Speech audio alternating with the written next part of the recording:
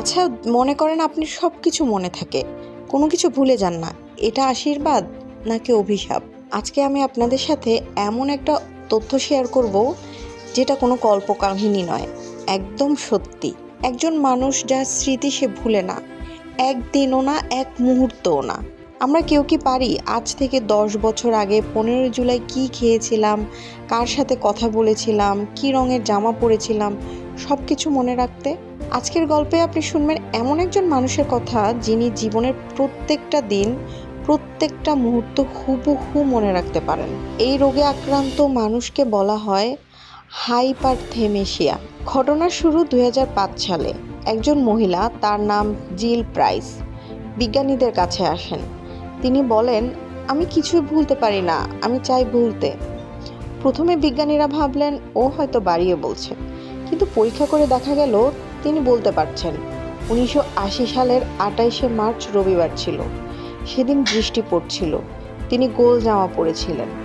তার পিতামহ 1 বছর আগে ঠিক এই তারিখেই মারা গিয়েছিল। সবচেয়ে চমকপ্রদ ব্যাপার হলো সব কিছু হুবহু মিলে যাচ্ছে। এই অবস্থাকে বলে হাইপারথাইমেসিয়া। যারা তাদের জীবনের প্রতিটি দিনের স্মৃতি সিনেমার মতো স্পষ্ট মনে রাখতে পারে। তারা না শুধু জন্মদিন, না শুধু বিশেষ দিন, একবার দেখলে চিরকাল মনে থাকে। বর্তমানে পৃথিবীতে এইরকম প্রায় 80 জন মানুষ আছে। শুরুতে দারুণ লাগে, সব কিছু মনে রাখা যাবে, কিন্তু ভাবুন তো, আপনি প্রেমে প্রতারিত হওয়ার মুহূর্তটা আজও পরিষ্কার মনে করতে পারছেন। প্রিয়জনের মৃত্যুবার্ষিকীতে আজও চোখের জল পড়ে। কেউ আপনাকে এমন কোনো কথা বলেছিল যেটা শুনে আপনার খারাপ লেগেছিল, কিন্তু আপনি সেই অনুভূতিটা কিছুতেই ভুলতে পারছেন না। এই মানুষগুলো ভুলতে পারে না, এইটা যে কি পরিমাণ কষ্ট শুধুমাত্র এই রোগে আক্রান্ত মানুষরাই বলতে পারবে।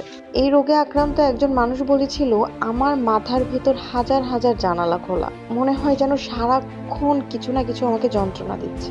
বিজ্ঞানীরা বলেন এরা এক ধরনের বিশেষ মেমোরি গেটওয়ে তৈরি করে, যেখানে স্মৃতি শুধু জমা হয় না, সংবেদনশীলভাবে সংরক্ষিত হয়।